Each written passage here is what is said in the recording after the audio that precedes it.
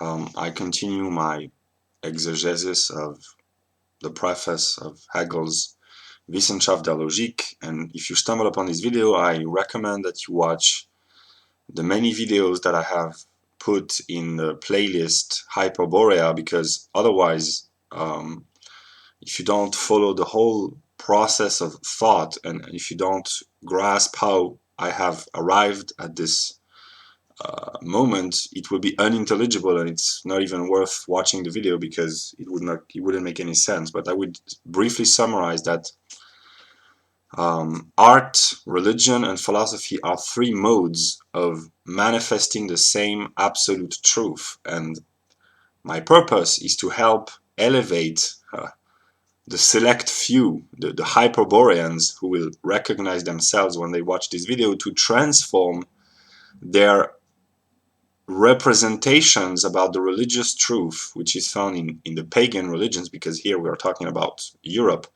to grasp the speculative aspect in the mystical insights that they have about religious truths, because the speculative is the logical word for what we otherwise call mystical. And I would like to quote two very famous quotations from antiquity.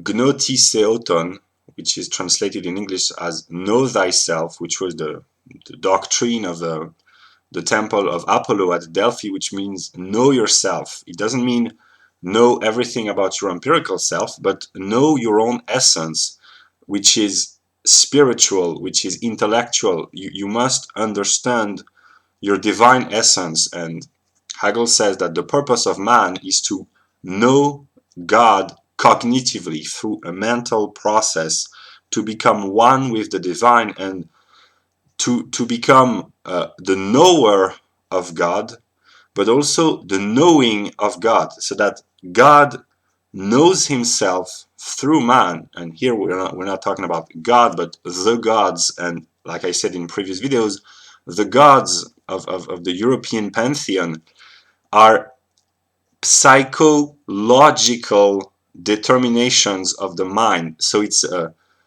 aspects of the psyche, the soul, and logical determinations. When you understand a speculative truth, you become enthusiastic and you become possessed by the divine, and the gods become manifest through you, and you become the consciousness of these principles that we call the gods. So it's what the Thulian perspective called the reincarnation. It is the divine principle which incarnates through you, and you become the consciousness of this divine principle. But there is a logical determination at work, and that's why I'm trying to show. So I continue.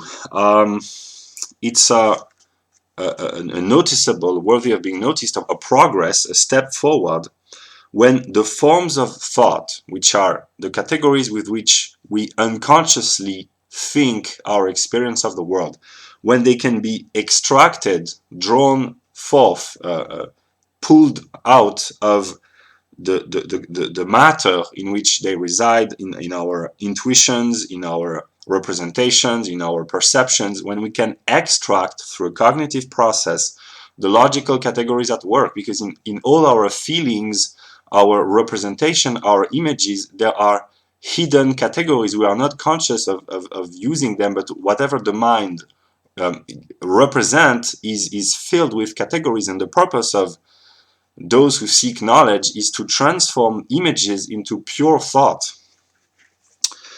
They must be extracted. That's an alchemical process in a way. You have to transform the lead of representation into the gold of thought. And the alchemical process is a process of spiritual transformation through a cognitive process. It's symbolically what alchemy means. Aristotle said that by many aspects, man is dependent. He's in a relationship of dependence with his nature, because we are limited in our bodies. We have desires, we have needs, we have limitations. But by studying logic, we liberate ourselves, because when we enter the realm of pure thought, we are within ourselves. We are independent from the circumstances. We can retreat within ourselves and access a realm of pure freedom with equality with the self. It's what the Stoics in antiquity understood, and you see in the modern right-wing pagan circles a revival of Stoicism, because unconsciously the European consciousness in this process of its own development understands that by retreating within the self and thinking about yourself, you are free, because you are the master of your own thoughts, and you can negate all emotions, all negative affections, and yeah.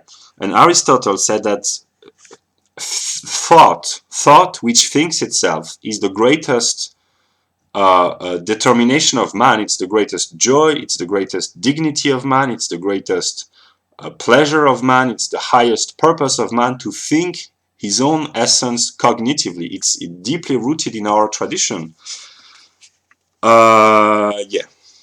And the categories are ways of abbreviating. To abbreviate, I'm not sure that's an English word. It's to simplify, to make short the multiplicity of reality. And for example, if I grasp through a cognitive process the concept of a tree, if I know what a tree is the universal. In nature, you never encounter a tree. You always encounter singular trees of a particular type of trees, and the universal ID tree, you never see it.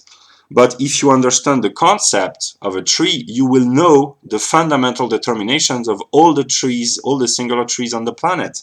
And the same goes for man and for animal and for whatever. If you understand, if you grasp the concept of a woman, every singular woman embodies the concept of womanhood. So if you understand, if you grasp the pure concept, the eternal woman, you will notice that each empirical singular woman carries within herself the determinations of the concept. And Kant says, but that's logical, that the more we abstract in the realm of thought, the more we leave determinations behind, because singular objects are fully determined. They are they are full of determinations. That's why they are concrete. And when we think, we leave behind determinations. When I think about a tree, I leave the color of the trunk, the color of the leaves,